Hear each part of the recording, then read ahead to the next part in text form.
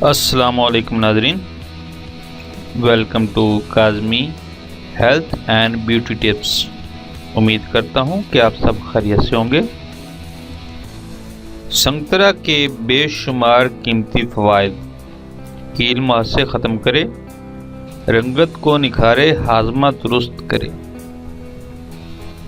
ناظرین، آج ہم آپ کو سنگترا کے چند فوائد بتانے جا رہے ہیں۔ امید کرتے ہیں کہ ہماری دوسری ویڈیوز کی طرح آپ کو ہماری یہ کاوش پسند آئے گی۔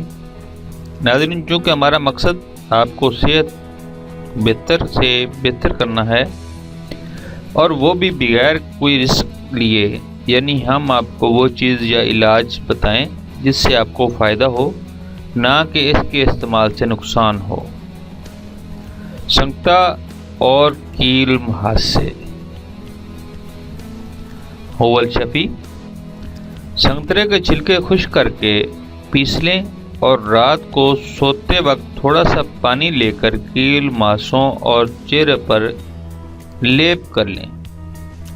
ناظرین، چند روز کے استعمال سے کیل ماسے دور ہو جائیں گے اور چہرہ خوبصورت و شاداب ہو جائے گا۔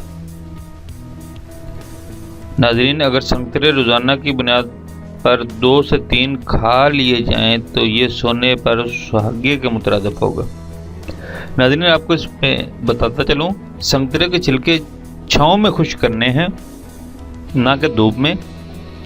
اور دوسری بات یہ ہے کہ سنگترا ڈیلی بیس پہ روزانہ آپ نے سنگترے لینے ہیں، اس کو تازہ ہی کھانا ہے۔ اس میں آپ کے اسٹومچ پرابلم وغیرہ وہ بھی دور ہوں گے، اور ساتھ میں جو اس کا پانی ہوتا ہے وہ اتنا مفید ہوتا ہے کہ آپ کے چہرے کی رنگت وغیرہ کے لیے، کیل ماسوں کے لیے بھی مفید ہے۔ سنگترا اور بھوک کا بڑھانا۔ ناظرین، اگر آپ محسوس کرتے ہیں کہ بھوک کم لگتی ہے، کھایا پیا جلد ہضم نہیں ہوتا، اور کھانا کھانے کے بعد فطری لذت سے محروم رہتے ہیں، تو ناظرین حسب ضرورت سنگترے کی کاشیں لے کر ان پر سونڈ کا سفوف چھڑک کر کھایا جائے تو 1 ہفتے یا 10 دن میں بھوک پہلے کی نسبت بڑھ کر فطرتی حالت میں آ جائے گی اور کھانا ہضم ہونا شروع ہو جائے گا۔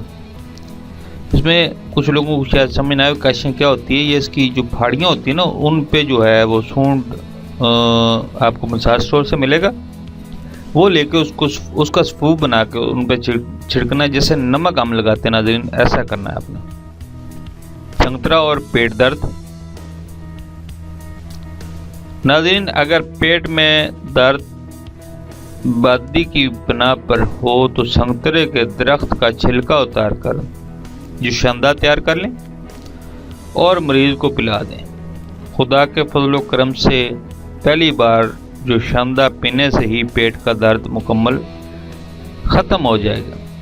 اس میں ناظرین آپ سب کو ہی پتہ ہوگا جوشاندہ کیسے تیار ہوتا ہے۔ جیسے چائے تیار ہوتی ہے، پیڑ کا چھلکا اتارنا ہے، اس کو پانی میں ڈالنا ہے، اس کو بوائل کرنا ہے، بوائل کرنے کے بعد ہلکی سی چینی ملانی ہے، تو آپ کا جو ہے وہ جوشاندہ تیار ہو جائے گا۔ Thanks for watching, do not forget like and subscribe.